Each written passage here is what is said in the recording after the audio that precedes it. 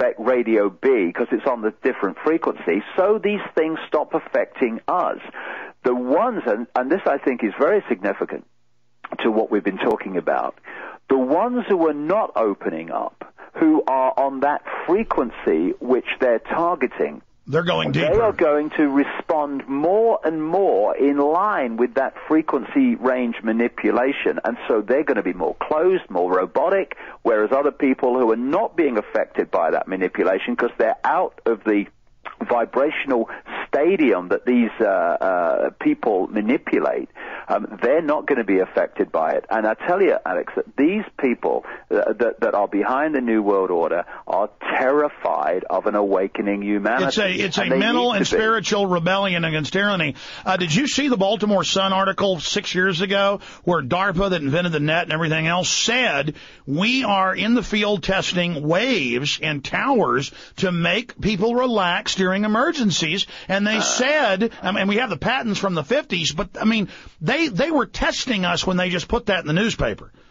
Well, I think you have something similar in America, but in Britain, the Blair government, even though we had a perfectly adequate and workable communication system for the emergency services in this country, suddenly at massive cost changed it to something called the Tetra system, which is they have these towers now all over Britain, and there's more and more all the time. Same thing here. Same thing here.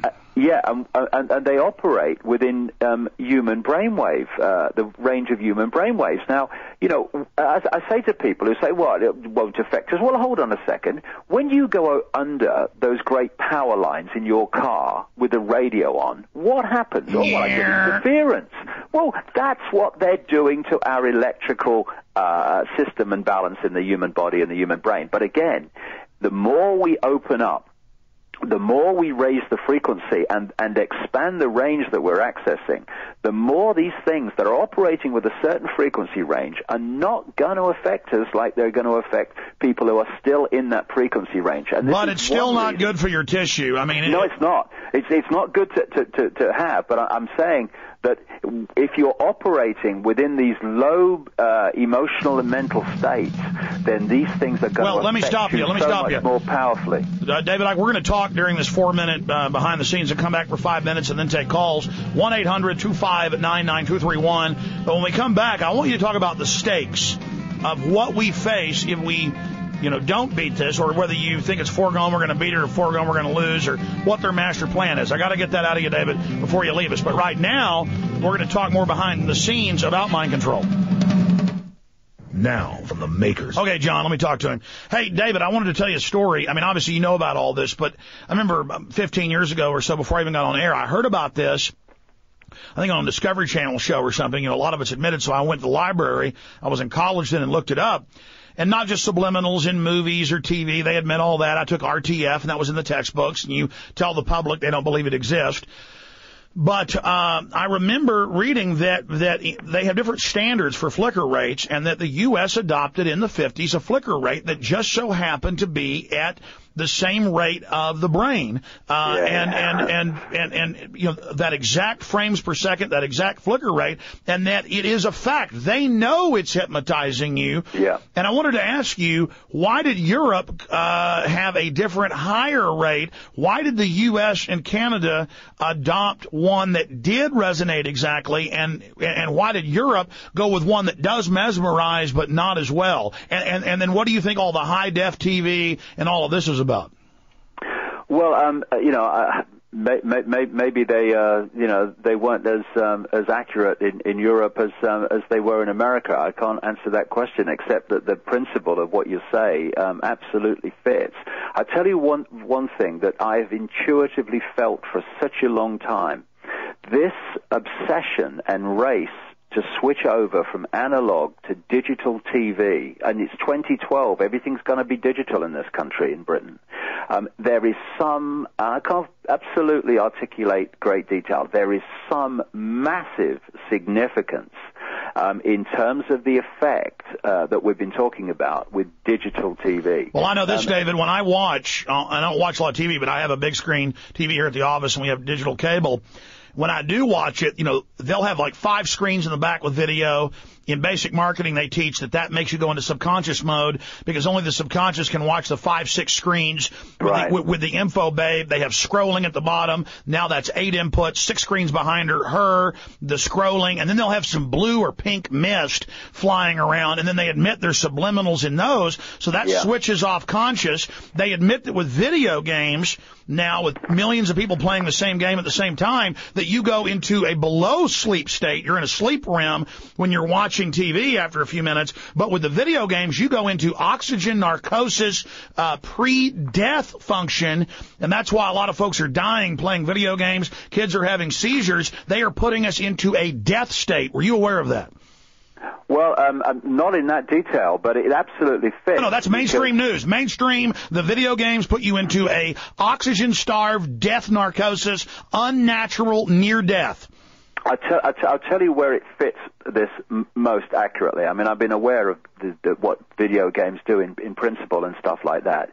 You see, the biggest target is the young people and the children, because they're the adults of tomorrow, and they have the potential to wake up. And so what they're doing is targeting them on a massive scale. I feel for young people today, and that the video games are specifically targeting them, although some adults use them as well.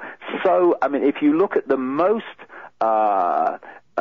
appalling food in terms of additives, food and drink, it's that which is targeted to children. When you go to the store, it says bottled water with extra fluoride for the children. Oh, God, extra fluoride, which is like fluoride, like aspartame, monosodium glutamate. All these things are excitotoxins, excite brain cells and destroy them and stop the natural Let's talk about how they're targeting children right now. We're going back live on the main transmission. Here we go.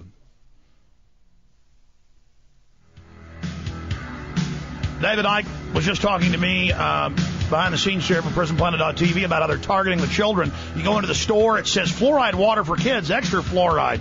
Then the studies admit it's many times worse for children, attacking their cerebral cortex development, their entire brain, 20% IQ reduction, 20-point IQ reduction on average. Federal studies. I mean, the cold-bloodedness, they now have the children's textbooks. I've got a bunch of them that say fluoride is one of the main vitamins and minerals you need, and it says how great it is. The mercury in the shots, the video games that bring you into an oxygen-starved narcosis in unnatural brain waves that are only associated with near-death experiences. And David was explaining why they were doing that. David? Yes, they're targeting the children because, of course, the children of today are going to be around for on the law of averages for longer than anyone else. And so they want to create this long-term Orwellian prison for the young, so that when by the time they become the adults, they're fully fledged robots and controlled by the system. And so it's video games that we were talking about in the break are targeting children overwhelmingly. The foods and the drinks and the soft drinks that are most appallingly filled with chemicals and toxins and all this stuff are targeting at children. And if you look at the graph of when this stuff started entering into food and drink on a massive scale, and the graph of so-called increases in childhood behavior problems, it's like a magnet is holding the graphs together. Why? Because the body is an electrochemical entity, and if you destabilize it electrically or chemically, then you are going to manifest an imbalanced behavior of that body, an imbalanced reaction, an imbalanced sense of reality. Well, listen, I mean, this is what's happening. We're poisoning the kids. Well, David, it's not your opinion either. We have all the big eugenicists 80 years ago, 100 years ago. It's in my film Endgame. I mean, they wrote books saying we're going to put mercury in shots to brain damage them, put fluoride in, we're going to feed them poison food to dumb them down. We've isolated the chemicals that'll do this. And it's so cold-blooded, it's so big, the conspiracy's so large and so open that the average person can't come to grips with it, but now they can. If the New World Order was to have their way, what's the time frame? What are we going to see in the next year, next 2 years, next 10 years? What is going to unfold, and how do you see us fighting it? Well, we are now standing at this fork in the road, and I said it in a media conference for this by-election yesterday that I'm being very, very optimistic in saying that if we go on as we are,